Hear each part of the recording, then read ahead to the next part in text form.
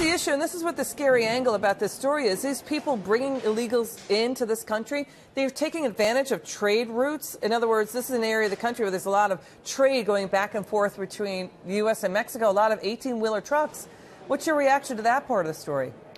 For years, we had an open, porous border. This is just, another piece of evidence that we've got to secure our border. In your previous segment, talking about MS-13, these were people that came in as unaccompanied minors, and here we've got an MS-13 problem, some of the most ghastly crimes I've ever heard of in my life, comparable with ISIS. But we've got a problem down there of unaccompanied minors being kidnapped and used as pawns because of the family, the abuse that's being inflicted upon our immigration system. So these groups of people can come in and claim their families when in reality they're not.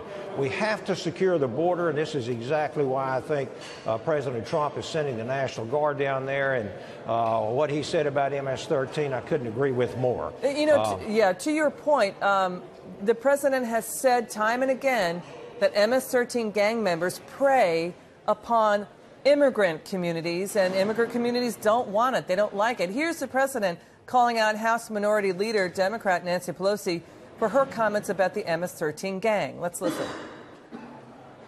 If Democrats ever gained power, they would try to put up the taxes, so many things, open those borders. They don't want walls. Nancy Pelosi came out in favor of MS-13. That's the first time I've heard that. She wants them to be treated with respect, as do other Democrats. That's not going to be happening.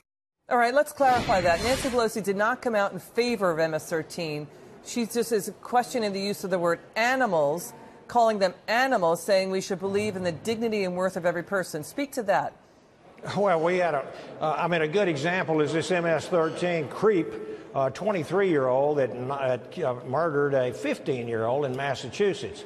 And his name was Animal. So, they're self-identifying. So it's just incredible the way the left or the Democrats and some of the mainstream media runs and tries to deceive the American people and paraphrase and confuse them. That's not what President Trump was talking. He was not talking about all immigrants. He was talking about MS-13. He has declared war on MS-13, and I am totally in favor of that. We've got to get these people locked up, off the streets, and deported.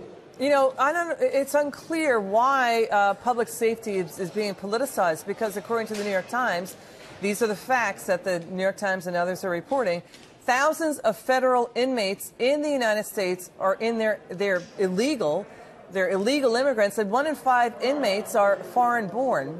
What's your reaction to that? Just what I've been saying for years, Liz. We have got to secure the borders. We've got to get rid of sanctuary cities. We've got to fight back against these politicians. Yeah, but Congressman, why has nothing been done to shut these deadly catch and release loopholes? What's with the foot dragging there? I mean, even Europe and Canada are resorting to harsh measures, cracking down big time on criminal illegals. And we know Canada has a merit-based system for immigration. Why the loopholes? How come they still exist? How come Congress isn't doing anything about it? Liz, I can tell you that there are a bunch of us up here that want to do something and have wanted to for years. And we, for whatever reason, we passed some immigration and it goes down the hall, it doesn't get through the Senate, or we can't get it out of committee over here in the House. Believe me, it is the #1 issue in my district. We have criminal activity. We've got just overwhelming numbers coming into our schools and overwhelming our law enforcement agencies. You sound really frustrated, Congressman. Are you frustrated? I'm very frustrated. Yeah. This is a huge issue with me and many of my colleagues, and again with my constituents. We've got to do something, and this is why I wrote an op-ed just the other day that talked about how critical it was for us not to just grant amnesty to a bunch of DACA people and not secure the border. We have to have, and then to have it in this petition that they've been signing, saying this is what President Trump wants. President Trump will only do that, only a DACA deal, if there is border security, if we get Right. rid of chain migration, E-Verify, and stop catch and release and all the other things that are there, we have got to secure our border and